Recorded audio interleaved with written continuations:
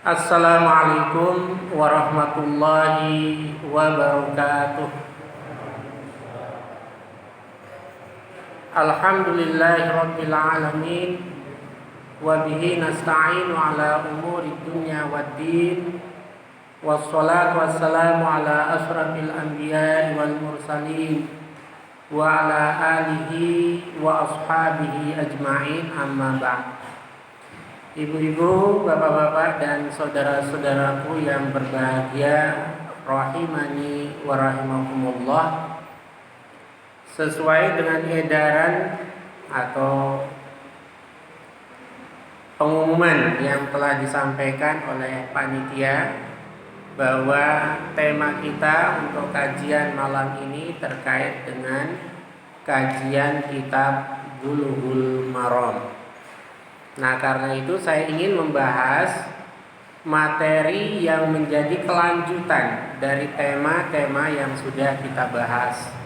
Setelah sebelumnya membahas tentang hadis-hadis toharoh, kemudian tentang sholat, lalu ada hal yang mungkin sering dianggap sederhana, sering disepelekan oleh sebagian orang, tetapi justru dalam hadis Nabi dianggap sebagai sesuatu yang sangat penting untuk diperhatikan, yaitu apa yang sering kita sebut dengan sutra.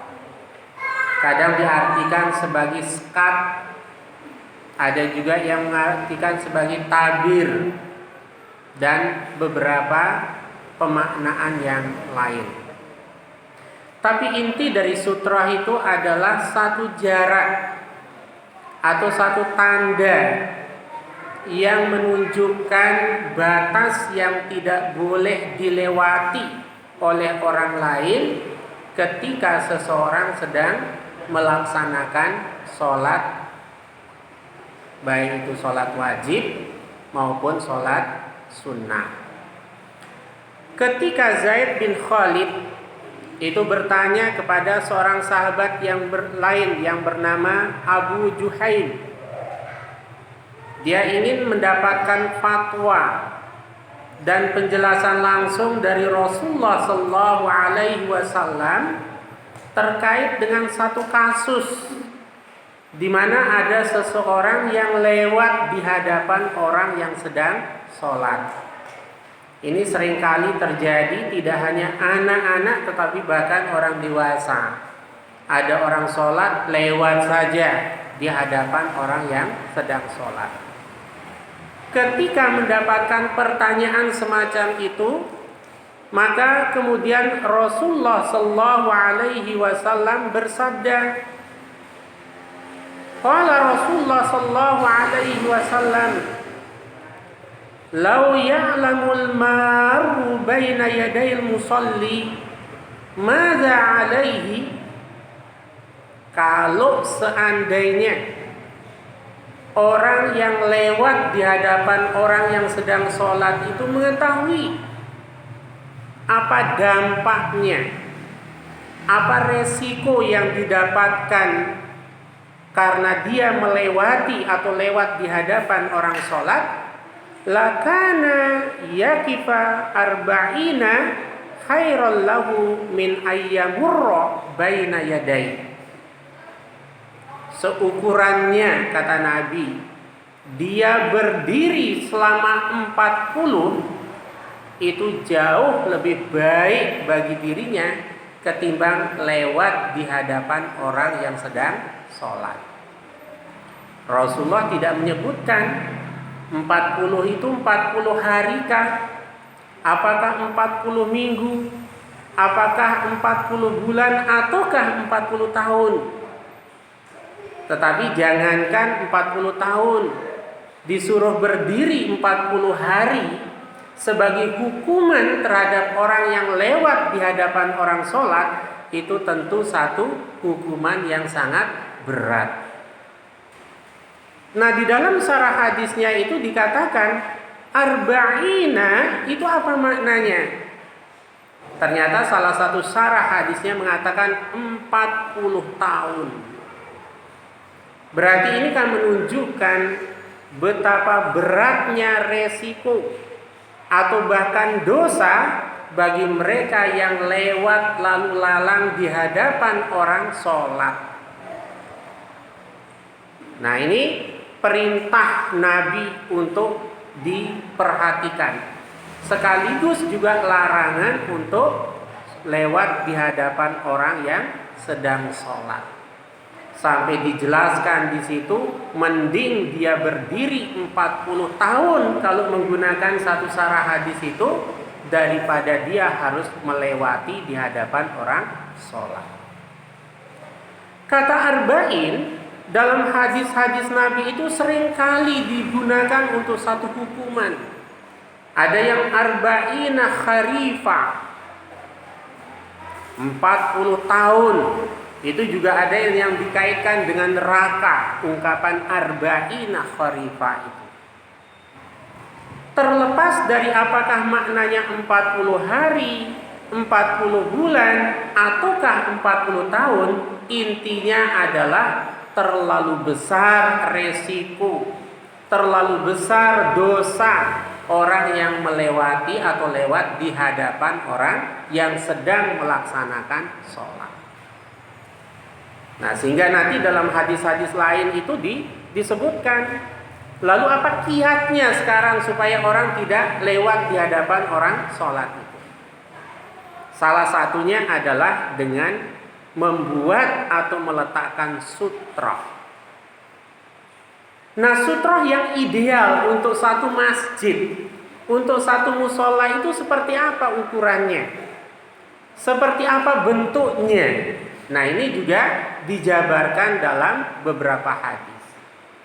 Sutroh itu kalau diartikan sebagai tabir, tentu ada dua fungsinya. Kalau di masjid-masjid kita, fungsi yang pertama adalah untuk memisahkan antara jamaah laki-laki dengan perempuan, yang idealnya tentu depan belakang. Tetapi kadang di masjid karena bentuk masjidnya, karena ukuran masjidnya, akhirnya kiri kanan. Itu silahkan, tetapi jangan sampai ada ikhtilaf, resiko yang menyebabkan terjadi percampur bauran atau terlalu dekat sehingga muncul berbagai macam hal yang tidak diinginkan. Itu fungsi pertama, memisahkan antara jamaah laki-laki dan perempuan. Tetapi fungsi yang kedua adalah sebagai tanda batasan yang tidak boleh dilewati. Nah, khusus untuk tanda ini yang disebut dengan sutrah ini, ada beberapa hadis sahih yang menjelaskan kriteria atau ukuran minimalnya. Dalam satu hadis yang diriwayatkan dari Aisyah radhiyallahu anha, sebagaimana yang terdapat dalam Sahih Muslim, ketika Nabi sallallahu alaihi wasallam ditanya oleh sahabat tentang sutrah itu, su'ila Rasulullah sallallahu alaihi wasallam an sutratil musalla. Rasulullah pernah ditanya tentang sutrah atau tabir atau skat atau tanda yang menunjukkan batas orang sholat itu di satu tempat khusus untuk sholat. Faqala, lalu Rasulullah menjawab, mislu mukhiratil rahli, itu seperti kayu yang diletakkan di atas punggung unta. Ya, kira-kira kalau kita ukur tidak sampai ukuran meteran, tetapi masih ukurannya itu sentimeter. Kira-kira ya bisa 30 cm atau kurang atau lebih. Bahkan kalau kita lihat ketika orang melaksanakan haji, terutama umroh, yang relatif jamaahnya itu masih tidak sepadat orang melaksanakan ketika melaksanakan haji, atau rutinitas yang ada di Masjidil Haram. Ketika mereka sholat, ada yang meletakkan botol minuman mineral. Jadi sholat kemudian diletakkan botol minuman mineral. Jadi ukurannya berapa senti di situ. untuk memberikan tanda bahwa orang itu sholat batasannya itu, sehingga orang tidak boleh masuk dari dalam tanda itu. Tapi karena banyak, kadang seringkali terjadi, akhirnya kadang ketendang. Ada yang kemudian yang melangkah 1, 2, 3 langkah diambil, diletakkan kembali di situ.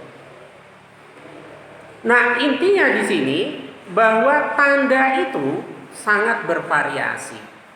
Yang tanda itu bisa dijadikan sebagai satu ukuran, satu tanda itu sendiri alamat untuk menjadi batasan orang melaksanakan sholat.